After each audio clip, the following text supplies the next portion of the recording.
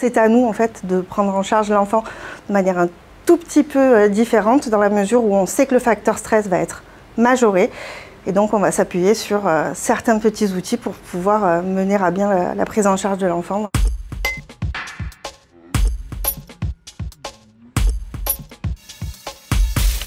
De nombreux enfants étrangers viennent se faire soigner en France dans nos hôpitaux, souvent parce que les soins dont ils ont besoin ne sont pas pratiqués dans leur pays. C'est le cas de Diary, un bébé malgache de 3 mois atteint d'une cardiopathie. Sans soins, sa malformation lui coûtera la vie dans quelques années, voire quelques mois.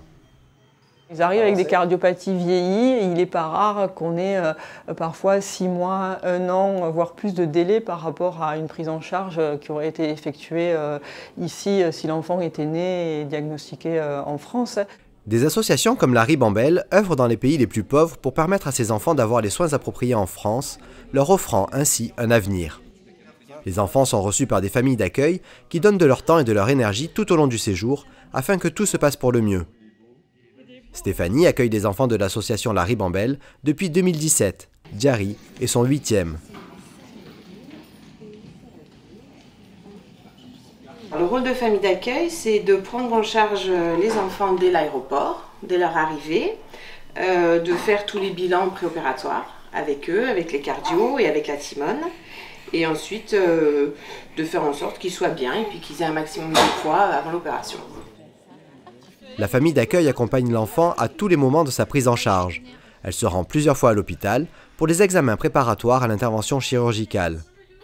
L'hospitalisation et l'intervention chirurgicale sont réalisées dans les mêmes conditions que pour un enfant né en France, à quelques petites exceptions près, notamment en termes d'organisation. Pour les enfants qui viennent avec une association, on est informé à l'avance du dossier du patient qu'on valide. Et une fois que le dossier est validé, l'enfant arrive, alors ça prend un peu de temps en fonction des formalités administratives du pays. Et puis assez rapidement, dans les 24 heures, il est vu par le cardiopédiatre. Alors c'est souvent un cardiopédiatre de ville qui travaille avec nous. Il nous confirme le diagnostic, on évalue un peu la gravité. Des fois, il est nécessaire de mettre en place un traitement médical pour l'aider un petit peu. Et puis, il va ensuite, dans la semaine qui suit, assez rapidement bénéficier d'un bilan préopératoire avec une consultation d'anesthésie, tous les examens qui sont nécessaires pour prévoir l'intervention. Il y a parfois des examens complémentaires à réaliser, de type scanner. Si c'est des enfants un peu grands, il est assez fréquent qu'ils aient des caries et qu'il faille faire quelques soins dentaires. Donc ça nous embête un peu parce que ça repousse beaucoup le délai de la prise en charge. Et ensuite, dès que tout est bon, ils peuvent être programmés au bloc opératoire. Une fois que tous les examens préopératoires ont été faits, la prise en charge de l'enfant diffère très légèrement de celle des autres patients dans la mesure où c'est un enfant qui ne sera pas hospitalisé la veille de l'intervention, mais uniquement le matin de l'intervention, et qui sera accompagné par quelqu'un de la famille d'accueil qui va effectuer le relais entre sa famille d'origine et le service hospitalier ici. La plupart du temps, les enfants ont très peu de liens avec le monde hospitalier dans leur pays d'origine. Une fois à l'hôpital, certains peuvent avoir peur ou être stressés. D'autres problématiques se posent également, comme par exemple la barrière de la langue. Ce sont des enfants qui viennent de différents pays où parfois le dialecte local est plus prioritairement parlé par l'enfant que la langue française. Donc nous, en fait, on a la chance de travailler avec des enfants et l'enfant a une facilité de communication que n'ont peut-être pas forcément les adultes et on peut avoir recours au jeu, on peut avoir recours à des comptines qu'on peut trouver sur Internet, des images qu'on va projeter sur les écrans de salle. Tout ceci va faire en sorte que l'enfant va être remis dans son statut d'enfant qu'on prend en charge. On va essayer de diminuer le stress de cet enfant pour que l'intervention se passe au mieux. La prise en charge chirurgicale, elle est exactement la même, il n'y a aucune différence. La chirurgie est réalisée selon exactement les mêmes procédures, évidemment. Et l'enfant ensuite est transféré en réanimation. Là aussi, les soins post-opératoires sont exactement identiques. Et ensuite, il sort dans le service. Il faut que l'enfant soit confortable, qu'il ait repris une alimentation, une autonomie. Il n'est pas question de mettre les familles en difficulté à la maison.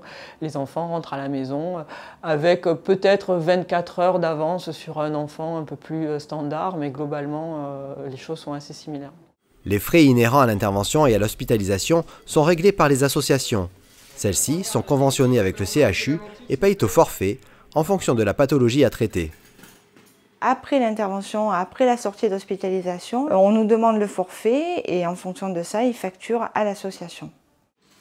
Lorsque les enfants ne sont pas accompagnés par des associations, les frais sont payés d'avance, après l'édition d'un devis. Par rapport au dossier, en fonction de la pathologie, on compte la journée de bilan, le nombre de jours en réanimation, le nombre de jours en hospitalisation, et on fait passer ce devis au médecin ou à la personne qui l'a demandé. Quand le devis est réglé, à ce moment-là, on fait les papiers pour que les enfants puissent venir. L'intervention de Diary s'est très bien passée. Il a repris du poids. Après plusieurs semaines en France, il est en pleine forme. Un dernier contrôle médical confirme son bon état de santé. C'est le jour du départ. Diary va enfin retrouver sa famille. Stéphanie le confie à un agent d'Aviation Sans Frontières, une structure qui permet d'accompagner les enfants malades sur le chemin de la guérison. Grâce à toute cette chaîne de solidarité, Diary retrouve quelques heures plus tard les bras de ses parents, où il pourra grandir comme les autres enfants.